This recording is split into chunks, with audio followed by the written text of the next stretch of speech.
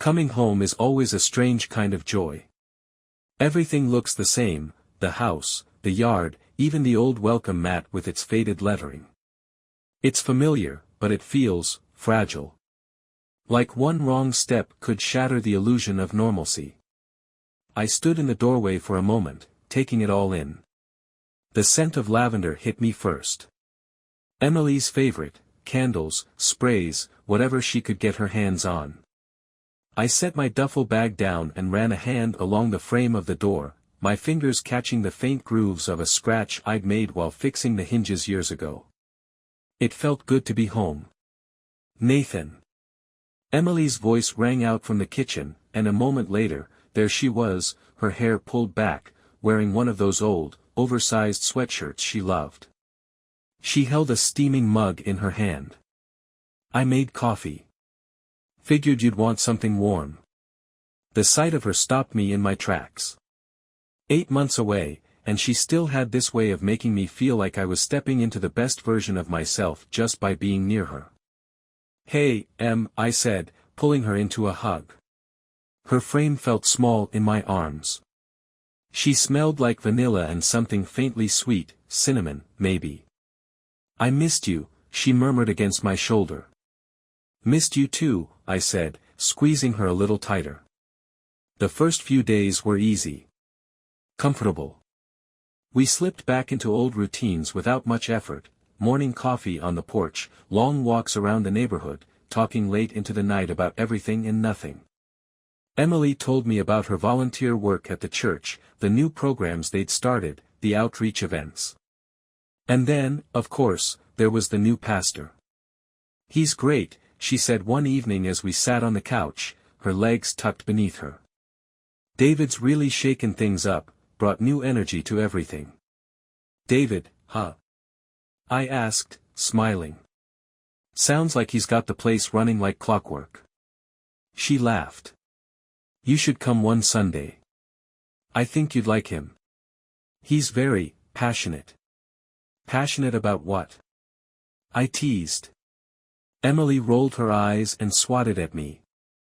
About the work, Nathan. The way her face lit up when she talked about the church made me smile.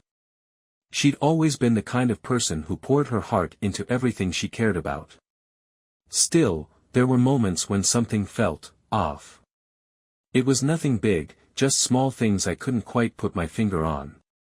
The way she seemed distracted sometimes, staring off into space.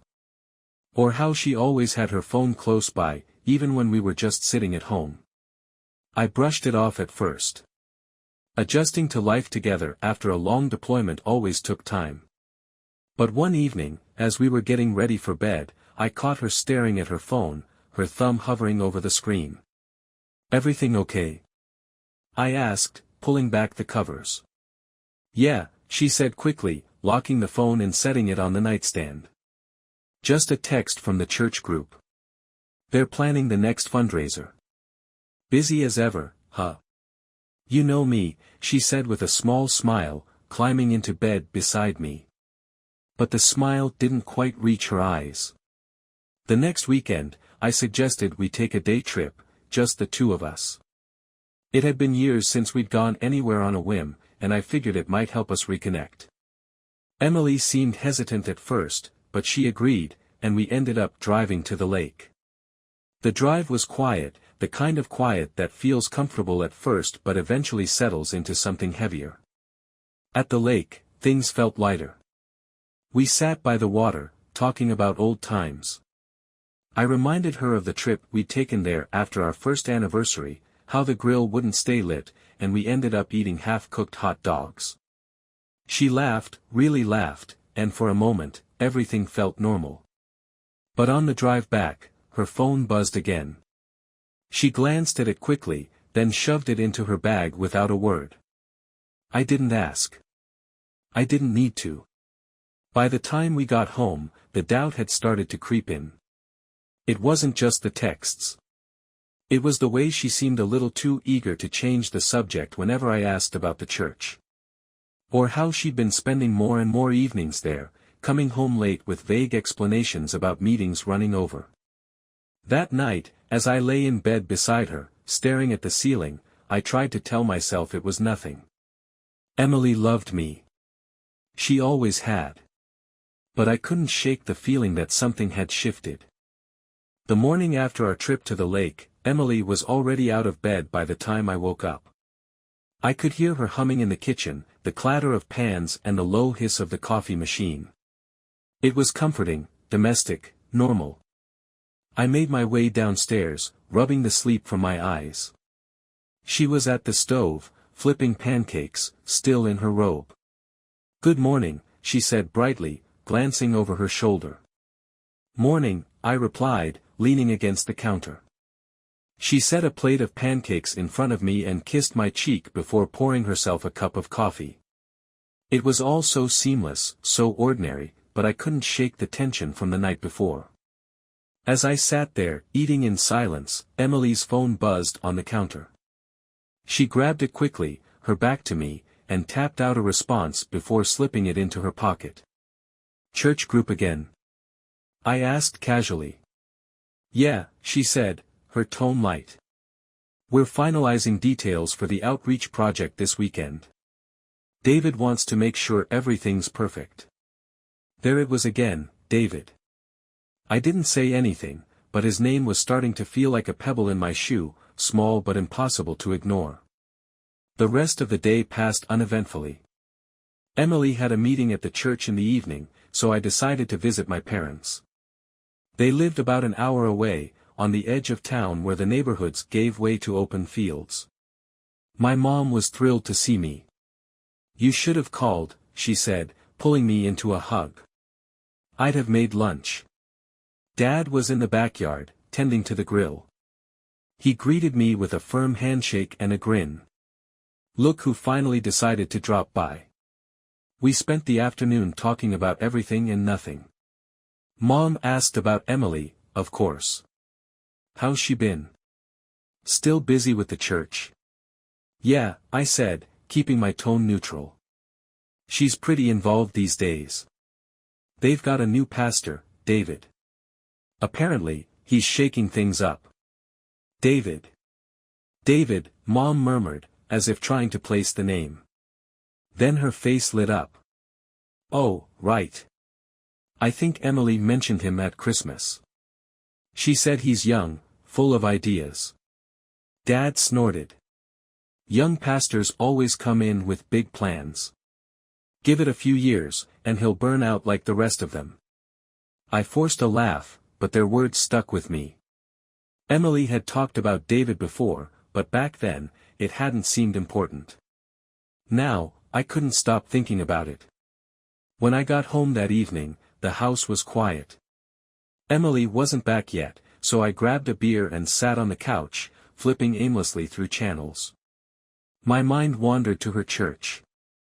I'd only been there once, years ago, for a Christmas service. It was a small, cozy place with wooden pews and stained glass windows. Nothing flashy. But lately, Emily had been talking about it like it was something more. She'd mentioned new programs, bigger crowds, even plans to renovate the building. All of it tied back to David. I took a long sip of my beer and stared at the darkened TV screen. Was it normal for a pastor to have this kind of influence? Or was I just imagining things? Emily came home around 9, carrying a box of flyers. "Hey," she said, setting them on the table. "Sorry I'm late. The meeting ran over." "No problem," I said. "Everything okay?" "Yeah, just a lot to organize. David's been working non-stop to pull this together." I nodded, watching her carefully. She looked tired, but there was an energy about her I hadn't seen in a while. The next morning, Emily left early for another meeting, and I decided to visit my brother, Ryan. He and his wife, Lisa, lived about 20 minutes away, and they always had an open door. Ryan greeted me with a bear hug. "You're alive," he said, laughing. "Barely," I joked, stepping inside. Lisa joined us in the living room, handing me a cup of coffee. "How's Emily?" she asked. "Busy," I said. "She's been spending a lot of time at the church. Lisa raised an eyebrow. Still. She was practically running the place last year. Apparently, there's a lot going on now. New projects, new pastor. Ryan leaned back in his chair, his expression thoughtful. David, right? I think I've heard about him. Didn't he come from some big church in the city? Maybe, I said, shrugging. Emily seems to think he's the second coming of Christ or something.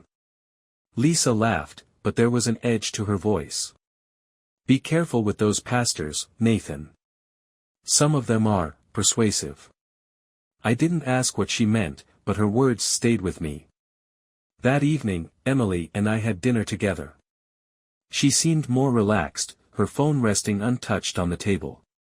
For a moment, it felt like things were back to normal. But as I lay in bed that night, staring at the ceiling, I couldn't shake the unease.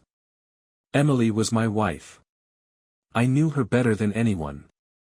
The following week, I told Emily I'd drop her off at the church.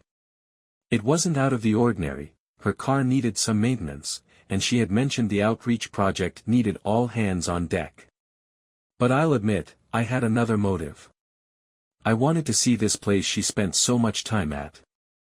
The church itself hadn't changed much since I last visited. It was a modest brick building with a simple steeple and a large wooden cross out front. But the parking lot was busier than I remembered.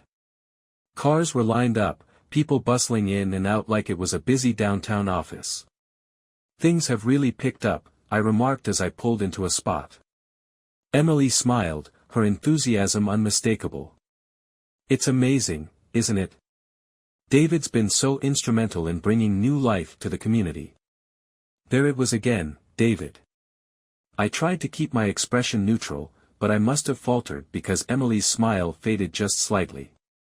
You should come to the event this weekend, she said, her tone casual but her eyes cautious. I'll think about it, I replied, opening the door to let her out. As she stepped onto the pavement, a voice called out from the entrance. Emily.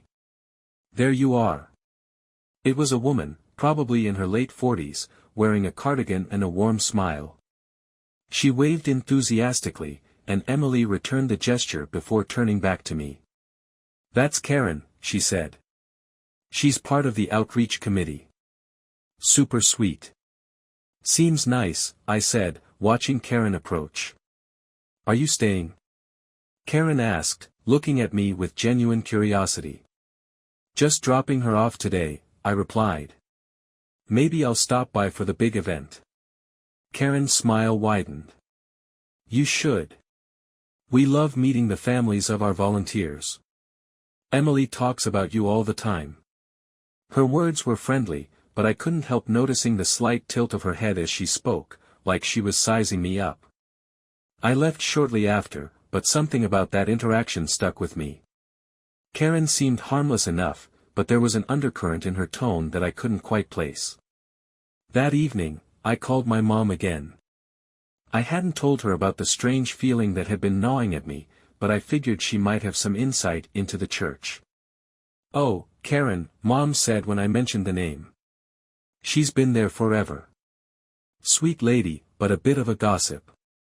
Gossip? I asked, sitting up straighter. She means well, Mom continued. But she's always got her ear to the ground. If there's anything going on, she'll know about it. I thanked her and hung up, feeling a mix of relief and unease. Maybe Karen's keen interest in me was just her nature. Or maybe it was something else. The next day, Emily seemed more relaxed. She'd spent most of the afternoon at the church, but when she got home, she suggested we have dinner with her parents that weekend. I think it'll be good for us to catch up, she said, twirling a strand of hair around her finger. They've been asking about you. Her parents lived about an hour away in a quiet suburb. They were good people, supportive, warm, but they'd always been protective of Emily, especially when I was deployed. At dinner, everything seemed normal at first. Her dad cracked his usual jokes, her mom fussed over the roast, and Emily chimed in with updates about the church. You should see how much David's done, she said, her voice brimming with admiration. "He's really brought people together." Her dad nodded approvingly. "Young blood can do wonders for a place like that. Keeps people engaged." Her mom, however, looked less enthusiastic. She sipped her wine slowly, her eyes flicking to me. "Have you met him?" she asked. "Briefly," I said. "Seems like a nice guy." Her lips pressed into a thin line. "He's energetic, I'll give him that." Emily shot her a sharp look. "Mom." "I'm just saying," her mom said, raising her hands defensively. "Not everyone's a fan of his style." "What does that mean?" I asked, trying to keep my tone light. Her mom hesitated, then shook her head. "Oh, it's nothing. Just some of the older members find him a bit much. You know how people can be." The conversation moved on, but her words lingered. It was subtle, but there was something there, something she wasn't saying. On the drive home, I asked Emily about it. "Your mom didn't seem too thrilled about David," I said, glancing at her. "She's just being old-fashioned," Emily replied quickly. "She doesn't like change, that's all." I nodded, but her tone was defensive, almost irritated. That night, as I lay in bed, I thought about Karen's curiosity, her mom's hesitation, and the way Emily's face lit up whenever she talked about the church. It didn't add up. I turned over and stared at Emily as she slept. Her face was peaceful, her breathing even. She was my wife, my partner. A week later, I found myself at the church event Emily had been talking about for weeks. It was a community outreach day, tables of baked goods, free clothes for those in need, and volunteers bustling everywhere. Emily had left early to help set up, and I promised to join her later. When I arrived, the place was alive with activity. Families wandered through the tables, kids darted between volunteers with painted faces, and the faint sound of hymns played over the speakers. I scanned the crowd, looking for Emily. She stood near the refreshments table, laughing with Karen and a few others. Her hair was pulled back into a ponytail, and she wore a light blue volunteer shirt that matched half the crowd.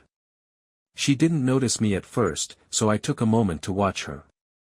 For a brief moment, she looked like the Emily I'd fallen in love with all those years ago. Carefree. Happy. I walked over, and her face lit up when she saw me. "Nathan. You made it." "I said I would," I replied, sliding my hands into my pockets. "Looks like things are going well." "Better than we hoped," she said, her excitement palpable. "David's been amazing. He organized most of this." And there it was, his name again. "Speaking of which," she continued, "you should meet him properly. I'm sure he'd love to talk to you." Before I could respond, she grabbed my hand and pulled me through the crowd. David stood by the main stage, talking to a group of volunteers. He was dressed casually in jeans and a white button-down shirt, sleeves rolled up. He had an easy confidence about him, his gestures animated as he spoke. "David." Emily called, and he turned, his face breaking into a wide grin when he saw her. "Emily," he said warmly. "Great work today. Everything's running like clockwork." She smiled at the compliment, then gestured toward me. "This is my husband, Nathan." David extended his hand. "Captain Brooks, right? Emily's told me a lot about you. It's an honor to finally meet you." I shook his hand, noting the strength of his grip. "Likewise. Seems like you've made quite an impact here." "Just doing my part," he said, his tone humble but his smile confident. "It's a team effort. Emily's been a huge help." His words were polite, but there was something in the way he looked at her, something I couldn't quite put into words. As the day went on, I couldn't shake the feeling that David's presence loomed larger than it should. Everywhere I turned, people were singing his praises. Karen introduced me to half a dozen volunteers, and every single one of them found a way to mention how inspiring David was, how much he'd done for the church. By the time we left, my head was spinning. "You seemed quiet," Emily said as we drove home. "Just taking it all in," I replied. She nodded but didn't press further. The following week, I decided to talk to someone who might have a different perspective. My older sister, Jenna, lived a few hours away, but we'd always been close. She had a way of cutting through nonsense, and I needed her level-headed advice. I called her that evening. "David? The pastor guy?" Jenna said when I brought up Emily's church. "Yeah. Seems like everyone there thinks he walks on water." Jenna snorted.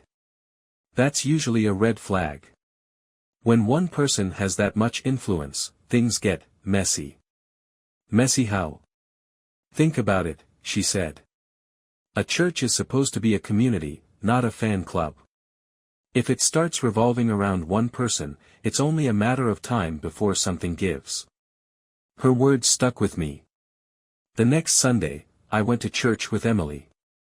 She seemed surprised but pleased, her smile wide as we walked in together. The service was packed. The pews were full, and there were people standing along the walls. David stood at the front, delivering his sermon with the kind of charisma that could hold a room captive. I tried to focus on his words, but my attention kept drifting, to Emily, to the people around us, to the way David's eyes seemed to find Emily in the crowd more often than not. After the service, we joined the crowd in the church hall for coffee and pastries. Karen spotted us almost immediately. "Nathan," she said brightly. "Good to see you again. Did you enjoy the sermon?" "It was engaging," I said diplomatically. Karen leaned in slightly, her voice dropping. "David has a gift, doesn't he? He connects with people on such a deep level." Before I could respond, Emily reappeared, her face flushed. "Sorry, I got caught up talking to Sarah. She wanted to know if you'd join us for the next volunteer day." I nodded, forcing a smile. "Sure." But as we drove home, Jenna's words echoed in my mind. A church is supposed to be a community, not a fan club. And I couldn't help but wonder how much of this community revolved around David, and how much of Emily's world did too. A few days later, Emily came home late from another church meeting. I was in the living room, flipping through a stack of old photo albums. It was something I hadn't done in years, but I needed the reminder of simpler times, of who we were before things started to feel so complicated. Emily walked in, her bag slung over her shoulder and her phone clutched in her hand. "Hey," she said, kicking off her shoes. "What are you looking at?" "Just some old photos," I replied, setting the album down. "Remember this?" I held up a picture of us on our honeymoon, standing in front of a crumbling castle in Ireland. Her eyes softened, and for a moment, she looked like the Emily I'd always known. "That was such a great trip," she said, sitting beside me. "We should go back," I said, testing the waters. "Take a break from everything here." Her smile faltered. "Maybe," she said, her tone noncommittal. "Things are just so busy right now with the church." There it was again, always the church. "I feel like you're always there these days," I said, trying to keep my voice light.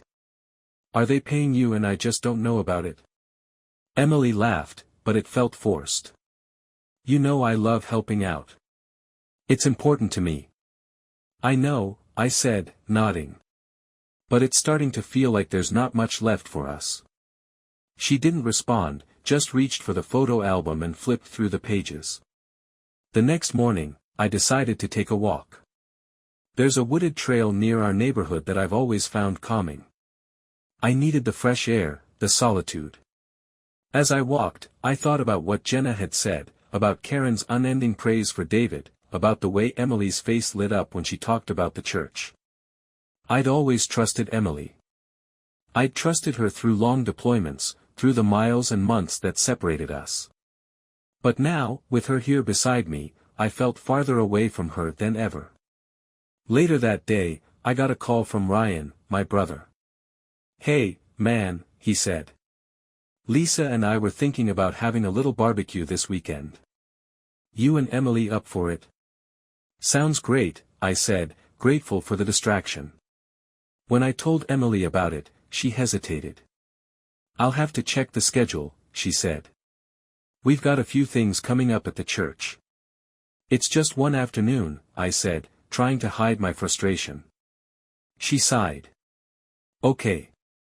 I'll make it work." The barbecue was exactly what I needed. The smell of charcoal, the sound of laughter, the clinking of beer bottles, it was a reminder that life could still be simple. Lisa cornered me while Ryan was manning the grill. "You seem distracted," she said, handing me a plate of chips. "Just a lot on my mind," I replied. "Emily?" I nodded, glancing across the yard. Emily was sitting at a picnic table, her phone in her hand. Lisa followed my gaze. "She's been different lately, hasn't she? You noticed that too?" I asked. Lisa hesitated, then leaned in closer. "Ryan mentioned something the other day. He ran into Karen at the store, and she couldn't stop talking about this David guy. She said he's practically a miracle worker." "That seems to be the consensus," I said dryly. Lisa studied me for a moment. "Do you think there's something going on?" "I don't know," I admitted. "But I can't shake the feeling that I'm missing something." Lisa nodded, her expression serious. "Just, be careful, Nathan. Sometimes it's nothing, but sometimes," she trailed off, leaving the thought unfinished. On the drive home, Emily was unusually quiet. "Did you have a good time?" I asked. "Yeah," she said, staring out the window. "It was nice to see everyone." But her tone was distant, and I couldn't help but feel like she was already somewhere else. That night, as I lay awake, I thought about Lisa's words. Sometimes it's nothing, but sometimes. And I couldn't stop wondering what it was for us. A few weeks later, I got a call from an old friend I'd served with in the army. Luke was one of those guys who could make you laugh even in the middle of a firefight, and we'd stayed in touch sporadically over the years. "Brooks," he said, his voice booming through the phone. "You still remember how to answer calls, huh?" "Barely," I said, smiling despite myself. "What's up?" "I need a favor," he said. "We've got a reunion of sorts coming up. A few of the guys are putting together a training seminar for younger vets transitioning to civilian life, and we could use someone with your experience to help run it." I hesitated. It wasn't that I didn't want to help, but the timing felt complicated. "Where's it at?" I asked. "Fort Carson. Just a few days, nothing crazy. Plus, it'll be good to see you." I told him I'd think about it and hung up. When I told Emily about the call that evening, her reaction surprised me. "You should go," she said, almost too quickly. "Really?" I asked, raising an eyebrow. "Of course," she said, her smile a little too bright. "It's a great opportunity, and you haven't seen those guys in ages. Besides, it's only for a few days." I studied her for a moment, trying to gauge her sincerity. "You sure? I don't want to leave you here if you need me." "I'll be fine," she said, waving off my concern. "I've got plenty to keep me busy." That much, I didn't doubt. The following week, I packed a small bag and made the drive to Fort Carson. The reunion was a welcome distraction, catching up with old friends, swapping stories, and diving into the kind of work that felt meaningful. But even as I stood in front of a room full of veterans, talking about how to navigate the rocky transition from military to civilian life, my mind kept drifting back to Emily. I called her that evening from my hotel room. "Hey," I said when she picked up. "How's everything?" "Good," she said, her voice cheerful. "Busy, but good. How's it going there?" "It's great. A lot of familiar faces. Luke says hi, by the way. Tell him I said hi back, she said with a laugh. There was a pause, and I could hear the faint hum of background noise on her end. Where are you? I asked. Oh, just at the church, she said quickly. We had a meeting tonight about the next fundraiser. Another one? You know how it is, she said lightly. David likes to stay ahead of things. David. Always David. I clenched my jaw but forced my voice to stay even. Well, don't work too hard. I'll be home in a couple of days. Looking forward to it, she said. When I hung up, I stared at the phone for a long moment, an unease settling over me. The next day, Luke and I grabbed lunch between sessions. So, how's married life? He asked, biting into a burger. Complicated, I admitted, stirring my coffee. Luke raised an eyebrow. Complicated how? I hesitated. Luke wasn't the type to sugarcoat things, and I wasn't sure if I was ready to say the words out loud. Emily's been different lately, I said finally. Spending a lot of time at church, talking about this new pastor. Luke frowned. You think there's something going on? I don't know, I said honestly. But it doesn't feel right. He leaned back in his chair, studying me. Look, I'm no expert, but if something feels off, trust your gut. And talk to her, really talk to her. Don't let this fester. I nodded, but his words didn't ease the knot in my stomach. When I got home a few days later, Emily greeted me at the door with a smile and a hug. Welcome back, she said, her voice bright. Miss me? I asked, half joking. Of course, she said, pulling me into the kitchen. How was the trip? It was good, I said, watching her carefully. How about you? Everything okay here? Busy, as always, she said, shrugging.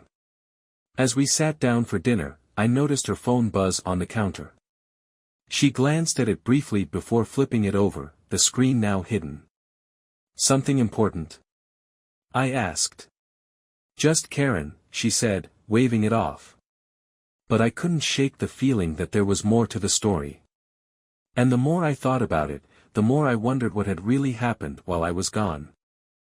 It was the week after I returned from Fort Carson when Emily dropped a new piece of news into my lap over breakfast. So, she began, her tone casual, David's been invited to lead a retreat at a sister church a few hours away. It's part of their worship revival series. I glanced up from my coffee.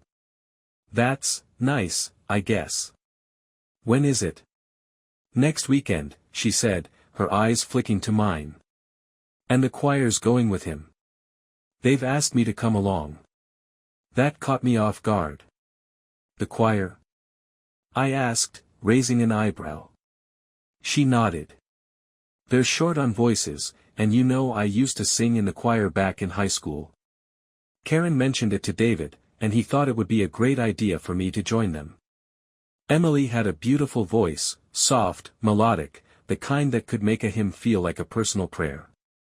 I wasn't surprised they'd want her in the choir, but the suddenness of it felt strange. And you want to go? I asked.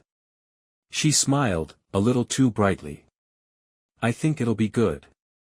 It's only for the weekend, and they really need the help.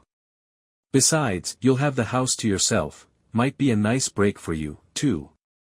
Her tone was light, almost joking, but something about the way she said it made me pause. I took a sip of coffee, thinking it over. If it's something you really want to do, I don't see why not, I said finally. Thanks, Nathan, she said, leaning over to kiss my cheek. I'll start packing later this week. She seemed genuinely excited, and for a moment, I wondered if I was overthinking everything. Maybe this was exactly what it looked like, a chance for Emily to do something she loved, to reconnect with her passion for music. The following days were uneventful. Emily hummed around the house as she packed, her mood noticeably lighter. She practiced a few hymns in the living room, her voice carrying through the house like a bomb. Still got it, I said one evening as she finished a particularly tricky harmony. She laughed. Think I'll make the cut? They'd be crazy not to keep you, I said, and for a brief moment, everything felt normal again. On Friday morning, I helped her load her bags into Karen's car. Karen was driving, and a few other choir members were already in the back seat. Be good while I'm gone, Emily said, giving me a quick kiss. You too, I said, watching as the car pulled away. The weekend stretched out in front of me, quiet and uneventful. I spent Saturday working on a few small projects around the house, trying to keep my mind occupied. But no matter what I did, I couldn't shake the nagging feeling that something wasn't right. That evening, I called Emily to check in. Hey, she said, her voice cheerful. How's everything? Quiet, I said. How's the retreat? It's been great, she said. The sessions are really inspiring, and the choir's coming together beautifully. David's been incredible, as always. He really knows how to bring out the best in everyone. I clenched my jaw at the mention of his name but forced myself to stay calm. Glad to hear it, I said. When are you heading back? Sunday afternoon, she said. We've got one more session in the morning, then we'll pack up and head home. Sounds good, I said. Miss you. Miss you too, she said softly. When we hung up, I stared at the phone for a long moment. Her words sounded sincere, but something about the way she said them felt rehearsed. The next morning, I decided to keep myself busy by going for a run. As I jogged through the neighborhood, my thoughts kept circling back to Emily and the retreat. By the time I got home, I'd worked up a sweat and a new resolve. I texted Ryan and asked if he wanted to grab lunch. Sure, he replied. What's up? Nothing much, I texted back. Just need to get out of the house. Over burgers and fries, I told Ryan about Emily's sudden involvement with the choir and the retreat. That's unexpected, he said, frowning. I mean, it's cool she's singing again, but you don't think it's a little weird? Weird how? I asked, even though I knew what he meant. I don't know, he said, leaning back in his chair. It just seems like everything lately revolves around this David guy. And now she's taking off for a weekend with him. Doesn't that set off some alarms for you? It's not just him, I said defensively. The whole choir went. Ryan gave me a skeptical look. You really think it's just about the music? I didn't answer. By the time I got home, I was more unsettled than ever. I wanted to trust Emily. I wanted to believe this was all in my head. But deep down, I couldn't ignore the voice in the back of my mind, whispering that something was wrong. When Emily came home that evening, she seemed relaxed, almost glowing. She kissed me on the cheek and went straight into a story about how the retreat had been a huge success. I nodded and smiled in all the right places, but inside, the doubt had started to take root. And I couldn't shake the feeling that this was only the beginning. Thursday night carried a strange tension, the kind that had been building for weeks. Emily left for choir practice as usual, humming softly to herself as she grabbed her bag and kissed me goodbye. Her touch was light, her smile fleeting, and I couldn't shake the sense that something was wrong. I waited for over an hour, sitting on the couch and staring at nothing in particular. Then, unable to ignore the gnawing feeling in my gut, I grabbed my keys and headed out. When I arrived at the church, I parked a block away and walked toward the side of the building, keeping to the shadows. The faint hum of voices drifted through the open windows, mingling with the distant notes of a piano. I moved closer, my heart pounding in my chest. As I approached one of the side windows, I heard laughter, Emily's laughter. It was soft, intimate, the kind of sound I hadn't heard from her in weeks. Peering through the narrow gap in the window, my breath caught. David was sitting in a chair, his shirt unbuttoned and hanging open, exposing his chest. Emily was on his lap, her skirt bunched up around her thighs as she straddled him. Her arms were draped over his shoulders, and his hands gripped her waist, guiding her as they moved together in a slow, intimate rhythm. Their voices were low, mingling with quiet moans and murmurs I couldn't make out. Emily's head tilted back, her hair falling loose as David leaned in, his lips brushing her neck. My chest tightened, a mix of anger and heartbreak crashing over me like a tidal wave. I fumbled for my phone, my hands shaking as I unlocked it. If there was any chance of holding them accountable, I needed proof. I raised the phone, framing the scene in the lens, and tapped the button. The shutter sound echoed louder than I'd expected, cutting through the quiet room. Emily froze mid-movement, her head snapping toward the window. Her eyes locked on mine, wide with shock and panic. For a moment, no one moved. The air felt thick, suffocating. "Nathan?"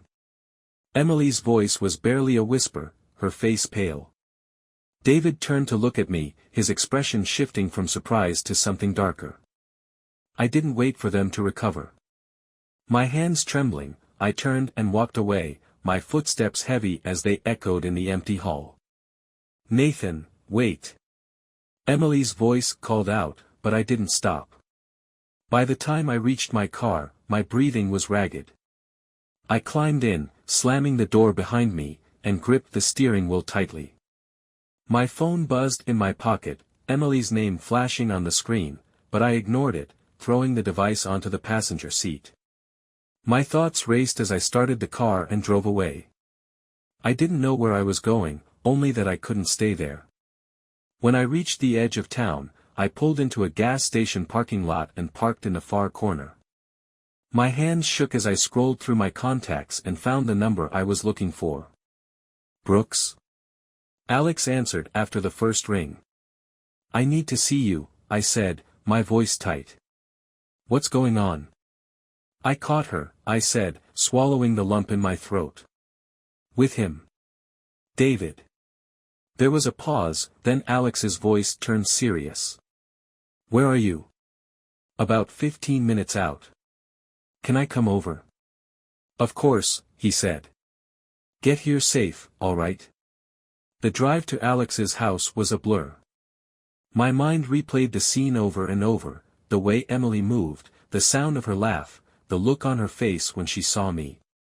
When I arrived, Alex opened the door immediately, concern etched into his features. He didn't say anything, just ushered me inside and handed me a beer. We sat in silence for a moment before I finally spoke.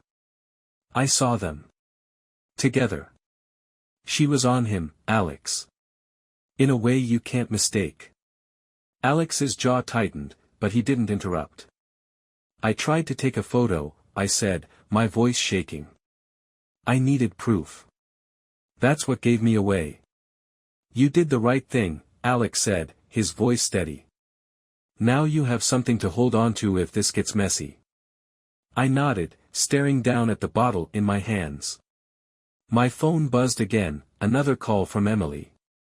Then a text from a mutual friend, "Hey, Emily's been trying to reach you. She's worried. Everything okay?" I sighed and typed out a quick reply. "Everything's fine. Just a small argument. We'll work it out." Alex raised an eyebrow. "You sure you want to keep this quiet?" "For now," I said.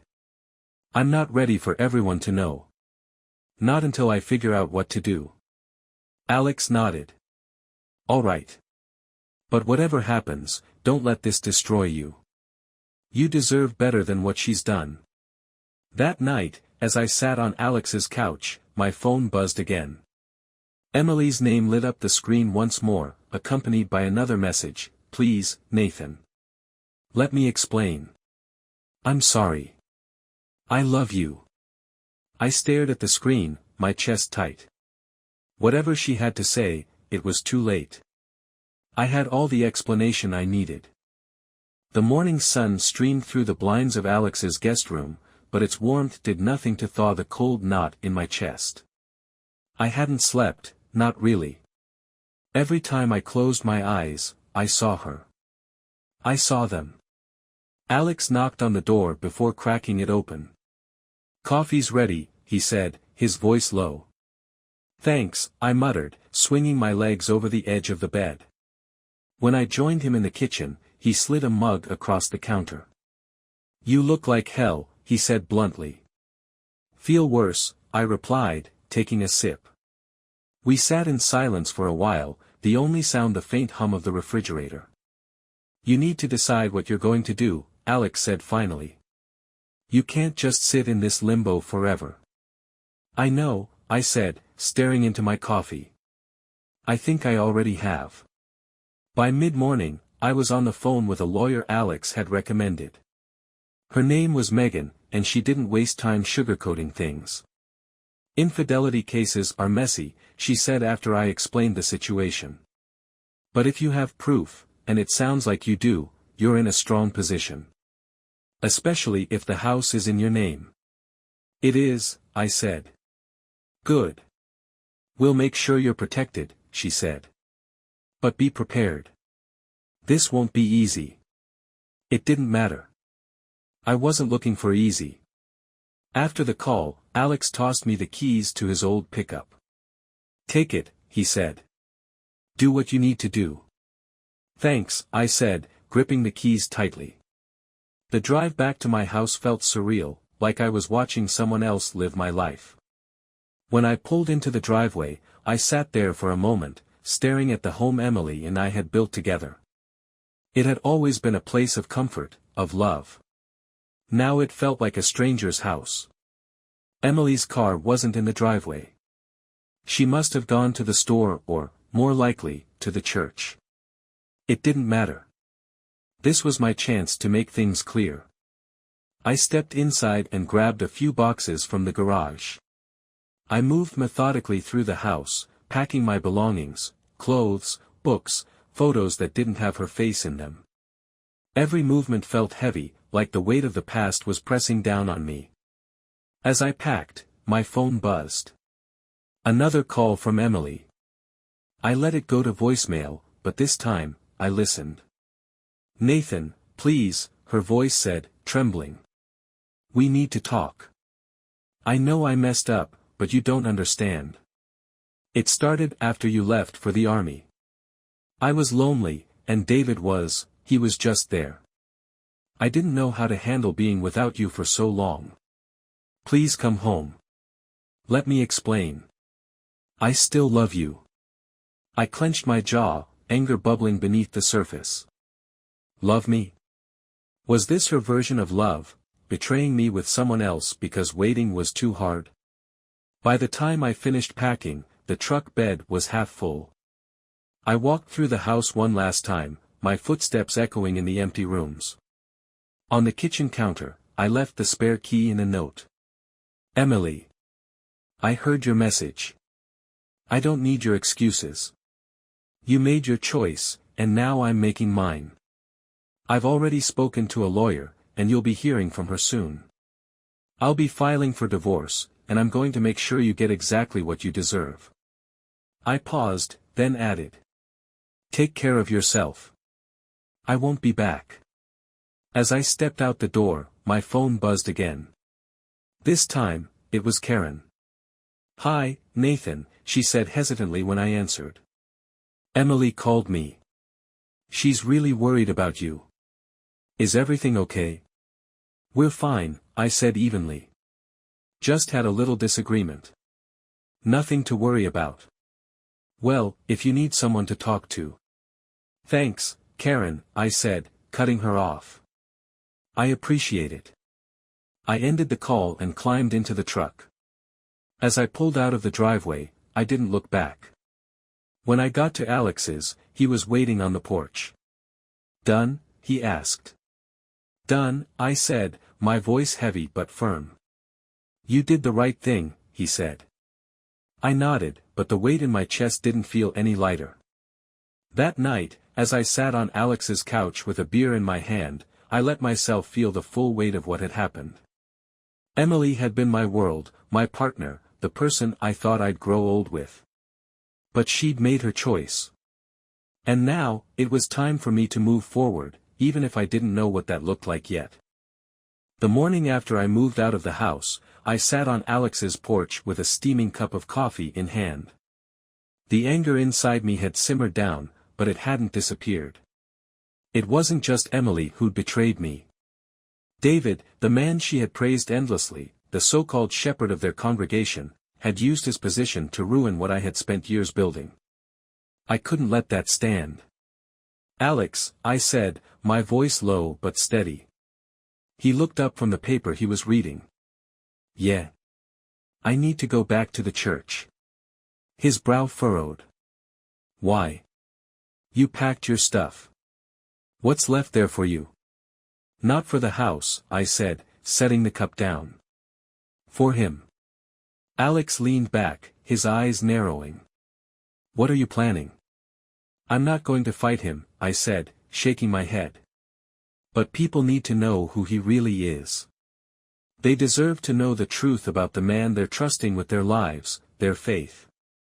Alex was quiet for a moment, then nodded. "All right. But don't go alone. You need backup in case things get messy." "I was hoping you'd say that," I said with a faint smile. That Sunday, I walked into the church with Alex at my side. The service was already underway, the choir singing a familiar hymn that carried through the packed sanctuary. I scanned the crowd, spotting Emily in the front row, her head bowed in prayer. David stood at the pulpit, his voice rich and commanding as he led the congregation. My stomach twisted, but I kept walking. When the hymn ended, David stepped forward to begin his sermon. "Before we continue," I said loudly, cutting through the hum of the room, "I have something to say." The congregation turned to look at me, murmurs rippling through the crowd. Emily's head snapped up, her eyes widening in shock. David froze, his smile faltering. "Nathan," he said, his voice steady but cautious. "This isn't the time." "It's exactly the time," I said, stepping toward the pulpit. "These people deserve to know the truth." I turned to face the crowd, my voice steady and clear. "This man," I said, pointing at David, "is not the leader you think he is. He preaches about faith, loyalty, and integrity, but he's a hypocrite. He used his position to manipulate and betray, to cross boundaries no pastor should ever cross." The murmurs grew louder, shock and confusion spreading through the congregation. "I caught him," I continued, my voice rising, "in a relationship with my wife, a married woman, someone he was supposed to guide spiritually. Instead, he exploited her vulnerability and broke the sacred trust of this church." Gasps filled the room. Emily stood, her face pale, her lips trembling as if she wanted to say something but couldn't. David stepped forward, his expression shifting from shock to defensiveness. "Nathan, I understand you're upset, but these accusations—" "They're not accusations," I said coldly. "They're facts. I saw it with my own eyes. And if anyone doubts me, I have proof." I held up my phone, where I'd saved the photos of their embrace, the texts I'd retrieved, and the voicemail Emily had left, admitting to everything. David's face turned ashen. "This is the man you trust to lead you?" I asked, looking out at the crowd. "A man who preys on the people he's supposed to protect." For a moment, the room was silent, the weight of my words settling over the congregation. Then, one by one, people began murmuring, their voices filled with disbelief and anger. Karen, sitting a few rows back, stood and looked at David with disgust. "Is it true?" she demanded. David opened his mouth, but no words came out. The murmurs grew louder, turning into shouts. "This is unacceptable," someone called. "He needs to step down. You're no pastor." David's composure cracked, and he turned to the church elders, who had gathered near the front. "Please, I can explain." But the damage was done. I stepped down from the pulpit, the weight of my actions settling over me as I walked past Emily. She reached out as if to stop me, her eyes pleading. "Nathan." I shook my head, my voice calm but firm. "It's over." As I stepped out of the church into the bright sunlight, Alex clapped a hand on my shoulder. "That was brave," he said. "It wasn't about bravery," I said, taking a deep breath. It was about justice. We walked to the truck, the sound of the congregation's voices still echoing faintly behind us. For the first time in weeks, I felt lighter, like I could finally breathe again. Emily and David had made their choices, and now they were facing the consequences. As for me, it was time to move forward. I didn't know what the future held, but I knew one thing for certain: I wouldn't carry their betrayal with me anymore. I drove away from the church with the windows down, the wind rushing past me, carrying away the last remnants of the life I was leaving behind.